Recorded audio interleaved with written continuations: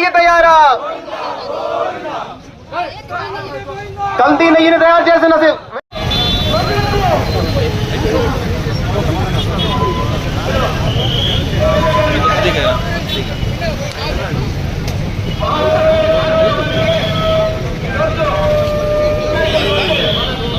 ముందుకు కాదు, వెనకే పట్టుకుని ముందుకు వచ్చేది కాదు, వెనకాల పట్టుకున్నాడు, వెనకాల నేనాతిరోహతి ఏతావానస్య మహిమా తతో జాయాతుశ్చ పూరుషః ఆలోక్య విశ్వాభూతాని త్రిపాదస్యాం విరాజాది పూరుషః సజాతో అత్యరిచ్యత పశ్చాత్తుమిమతురపురః యద్పురుషేణ హవిషానాః అబద్ధం పురుషం పశుం తం యజ్ఞం వైశ్య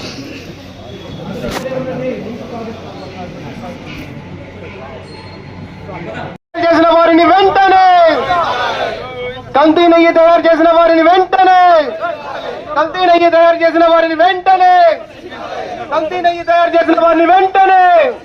పాలు లేకుండా నెయ్యి తయారా? పాలు లేకుండా నెయ్యి తయారా? పాలు లేకుండా నెయ్యి తయారా? పాలు లేకుండా నెయ్యి తయారా? కల్తీ నెయ్యి తయారు చేసిన వారిని వెంటనే, కల్తీ నెయ్యి తయారు చేసిన వారిని వెంటనే, కొండపైన మోసాలు పాలైన వారిని వెంటనే.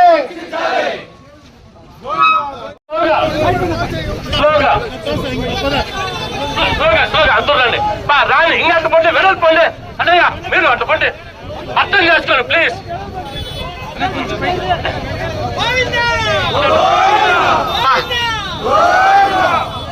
పాలు లేని నెయ్యి, పాలు లేని నెయ్యి ఇక్కడ ఉండండి, ఇక్కడ ఉండండి ప్లీజ్, ఉండండి మీరు ఇక్కడ ఉండండి, ఫస్ట్ అన్ను రాని ప్లీజ్ ఉండండి, ఉండండి.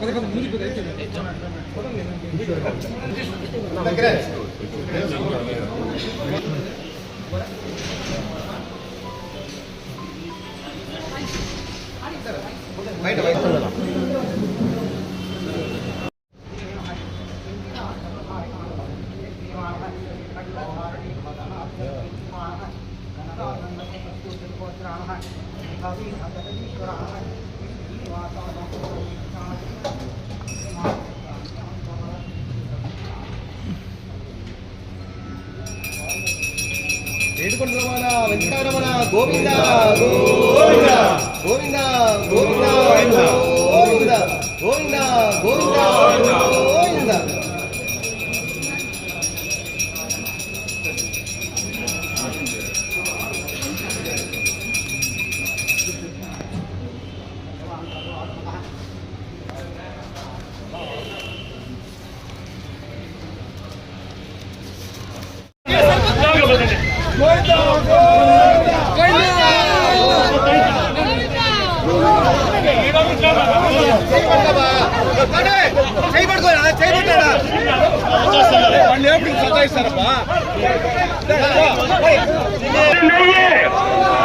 పాలు లేని నెయ్యి, పాలు లేని నెయ్యి, నెయ్యి లేని లడ్డు, నెయ్యి లేని లడ్డు, నెయ్యి లేని లడ్డు, పాలు లేని నెయ్యి, పాలు లేని నెయ్యి. గోవింద గోవింద. పాలు లేకుండా నెయ్యి తయారా? పాలు లేకుండా నెయ్యి తయారా? కల్తీ నెయ్యి తయారు చేసిన వారిని వెంటనే, కల్తీ నెయ్యి తయారు చేసిన వారిని వెంటనే, కల్తీ నెయ్యి తయారు చేసిన వారిని వెంటనే, కల్తీ నెయ్యి తయారు చేసిన వారిని వెంటనే.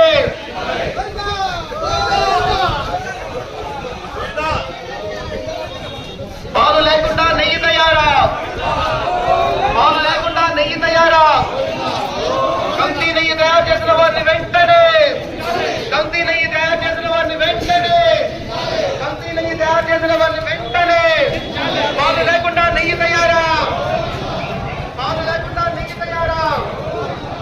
పాలు లేకుండా నెయ్యి తయారా?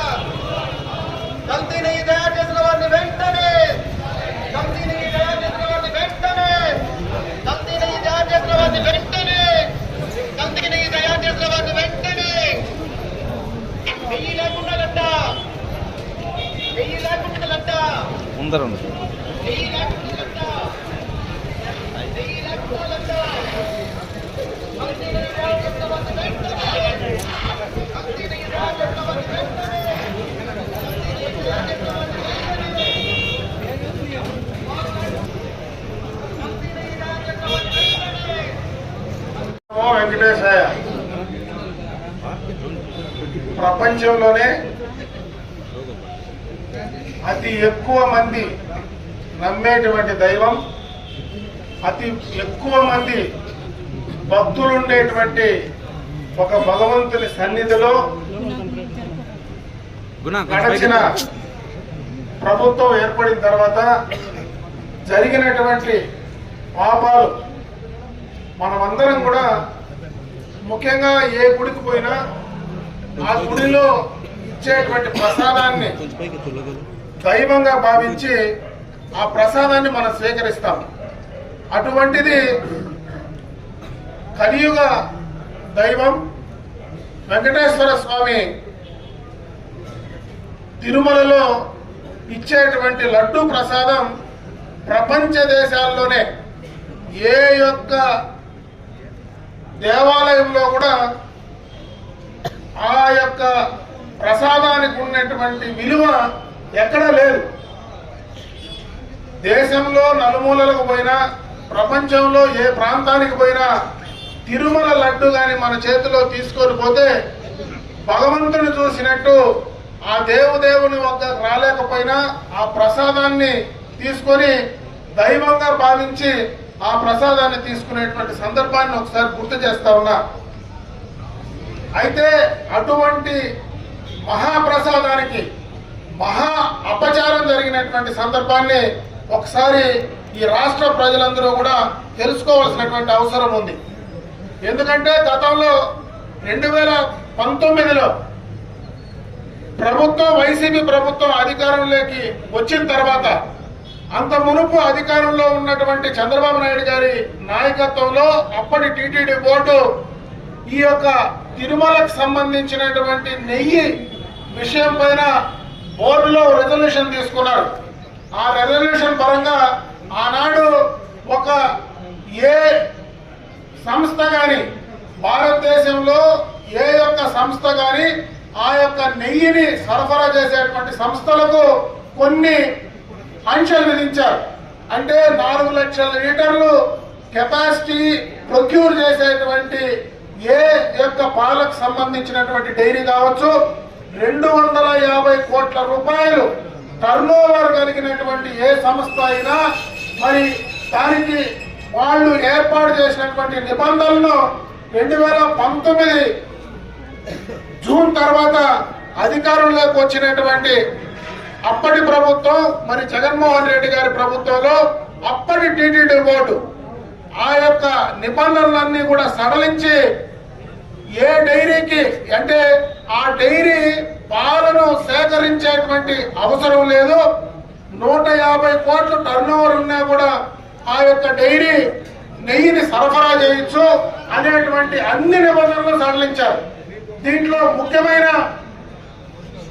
విషయం ఏదైనా ఉందంటే ఒకటే చెప్తా, ఆవు లేకుండా పాలు లేకుండా నెయ్యి వస్తుందా అనేది మనం ఆలోచించాలి.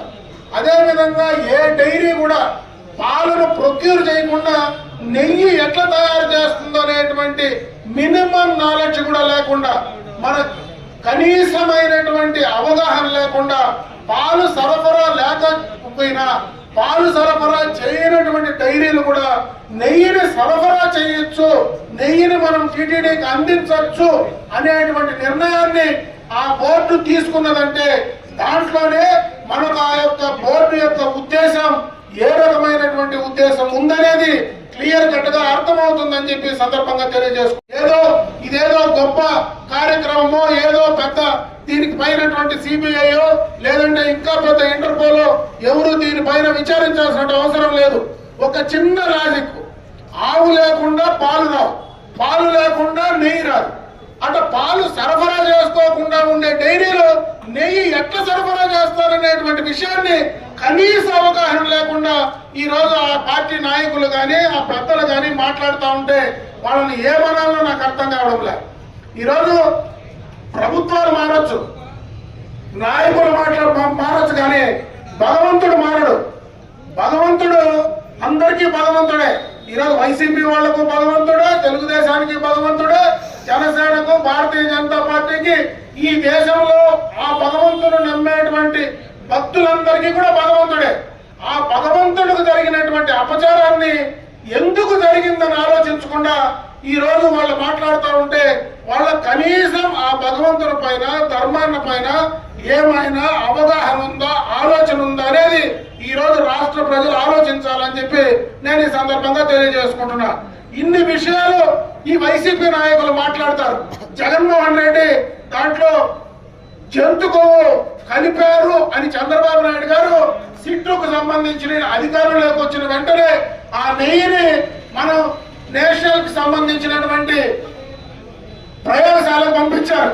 అక్కడ దాంట్లో నెయ్యి కాకుండా మరి ఇతరమైనటువంటి వాటి కలిశాయి అని చెప్తే జంతువులకు సంబంధించినటువంటి కొవ్వు పదార్థాలు కూడా కలిశాయని ఆ రోజు ఆ డైరీ అక్కడ పంపించినటువంటి ప్రయోగశాల రిపోర్ట్ ఇచ్చింది. ఈ రోజు ఆ జంతువులకు సంబంధించినటువంటి అవేమి ఆనవాళ్ళు లేవని చెప్పి ఈ రోజు సిబిఐ గాని ఇప్పుడు దానికి సంబంధించినటువంటి విచారణ సంస్థలు ఏవైతే చెప్తా ఉన్నాయో అవి చెప్తా ఉంటే దానికి ఈ రోజు వైవి సుబ్బారెడ్డి గారు మాట్లాడుతూ ఉన్నారు. ఆ రోజు చంద్రబాబు నాయుడు గారు జంతువులకు సంబంధించినవి ఉన్నాయన్నాడు, తప్పు మాట్లాడినాడని. ఈ రోజు సిట్టు క్లియర్ గా ఇస్తా ఉంది. అది పూర్తిగా కెమికల్ కి సంబంధించింది. కెమికల్ ద్వారా తయారు చేసినటువంటి నెయ్యి, అది పూర్తిగా కూడా రసాయనాలతో కూడినటువంటి నెయ్యి, వాసన రావడానికి కూడా రసాయనాలు ఉపయోగిస్తారు అని ఈ రోజు క్లియర్ కట్ గా వాళ్ళు ఎవిడెన్స్ తో ప్రకారం కూడా ఇస్తే ఇంకా మాట్లాడడానికి వాళ్ళకి సిగ్గుందో లేదో నాకైతే అర్థం కావడం లేదు. కానీ భగవంతుడి పైనటువంటి వాళ్లకు నమ్మకం లేదని చెప్పొచ్చు. ఈ రోజు అదే పార్టీలో ఈ రోజు ఆ యొక్క వైఎస్ఆర్ కాంగ్రెస్ పార్టీలో ఉండేటువంటి నాయకులందరూ కూడా చెప్తా ఉన్నా, మేమందరం హిందువులు, మేము నమ్ముతాం మా భగవంతుడిని. నేను అడుగుతా ఉన్నా, మీ పార్టీకి సంబంధించినటువంటి అధినాయకుడు హిందువా? డైరెక్ట్ గా చెప్పండి. ఒకడైనా చెప్పగలడు ఆ పార్టీలో ఉండేవాడు? నువ్వు హిందువుగా కానివాడు, హిందువుల మనోభావాలు నువ్వు ఎట్లా కాపాడుతావు? కనీసం నువ్వు మాట్లాడడానికి, మీరు మాట్లాడడానికి కనీసమైనటువంటి అర్హత ఉందేనని అడుగుతా ఉన్నా. ఇంతమంది భక్తుల మనోభావాలను అన్యాయం చేసి ఈ రోజు వైవి సుబ్బారెడ్డి గారు మాట్లాడుతూ ఉన్నారు. ఆయనకు సంబంధించినటువంటి పిఏ ఖాతాలో, చిన్నప్ప ఖాతాలో 4,59,00,000 రూపాయలు ఎట్లా దానికి వచ్చినాయి, ఎందుకు వచ్చినాయి చెప్పే పరిస్థితి ఉందని అడుగుతా ఉన్నా. మీకేమీ సంబంధం లేకపోతే, ఆ నెయ్యికి సరఫరా చేసినటువంటి ఆ ఏజెన్సీలకు సరఫరా లేకపోతే ఆ డబ్బులు మీకు ఎందుకు వచ్చాయనే దానిపైన చెప్పాల్సినటువంటి బాధ్యత లేదని అడుగుతా ఉన్నా. అన్ని రకాల కల్తీ మద్యంలో నాశనం చేశారు, అన్ని రకాల దోచుకున్నారు. భగవంతుని దగ్గర కూడా ఇంత అన్యాయం చేస్తే మీకు భగవంతుడు క్షమించడు. మరీ ముఖ్యంగా తిరుమల తిరుపతి దేవస్థానం శ్రీ వెంకటేశ్వర స్వామికి ఎవరైనా అన్యాయం చేస్తే వాళ్లకు పుట్టగతులే ఉండమనే విషయాన్ని గుర్తుంచుకోవాలని చెప్పి సందర్భంగా తెలియజేసుకుంటా ఉన్నా. ఇప్పటికైనా బుద్ధి తెచ్చుకోండి. ఈ రోజు మేము ఏదో రాజకీయంగా చేసేటువంటి కార్యక్రమం కాదు. ఈ రోజు ఇంతమంది చేశారంటే రాజకీయం కోసమే రాలేదు. భగవంతుడి పైన నమ్మకాన్ని పెంచుకోవడానికి వచ్చాం. భగవంతుడికి జరిగినటువంటి అపచారానికి శుద్ధి చేసే కార్యక్రమానికి ఈ రోజు మేము వచ్చాం. కానీ ఇదేదో రాజకీయం చేసేది కాదు. మీకు నిజంగా దేవుడి పైన భక్తుంటే మీరు క్షమాపణ చెప్పి చేసిన తప్పులు ఒప్పుకుంటే కనీసం ఆ భగవంతుడు మిమ్మల్ని క్షమిస్తాడు. కానీ లేకపోతే ఆ భగవంతుడు మిమ్మల్ని క్షమించేటువంటి పరిస్థితి లేదు. ఈ ప్రశ్నలకు మీరు ఎన్ని చెప్పినా, ఎన్ని చోట్ల ఏం మాట్లాడినా ఆ రోజు సిట్టేస్తే అదేదో చంద్రబాబు నాయుడు గారి జేబు సంస్థ మాట్లాడినారు. ఈ రోజు సుప్రీంకోర్టు నేరుగా సిబిఐకి ఇచ్చి సిబిఐ ద్వారా విచారించి నిజ నిజాలు నిగ్గుదల్చారు. కనీసం ఇప్పటికైనా బుద్ధి తెచ్చుకొని మీరు న్యాయంగా, నీతిగా ఆ యొక్క ధర్మాన్ని నమ్ముకునేటువంటి హిందువుల మనోభావాలను దెబ్బతీయకుండా ముందుకు పోవాల్సిందిగా నేను ఈ సందర్భంగా ఆ పార్టీ నాయకులకు హెచ్చరిస్తూ, ఇంకొకసారి దయచేసి మీరెవరు భగవంతుని గురించి మాట్లాడేటువంటి సాహసం కూడా చేయొద్దు. నిజంగా భగవంతుని పైన నమ్మకం ఉంటే తప్పు ఒప్పుకొని చెంపలేసుకొని, భగవంతుడు జరిగినటువంటి అన్యాయం మీ యొక్క హయాంలో జరిగింది కాబట్టి మీరు ఆ అన్యాయానికి క్షమాపణ చెప్తే ఖచ్చితంగా భగవంతుడు మీకు సహాయం చేస్తాడని చెప్పి తెలియజేసుకుంటూ సెలవు తీసుకుంటూ ఉన్నాను.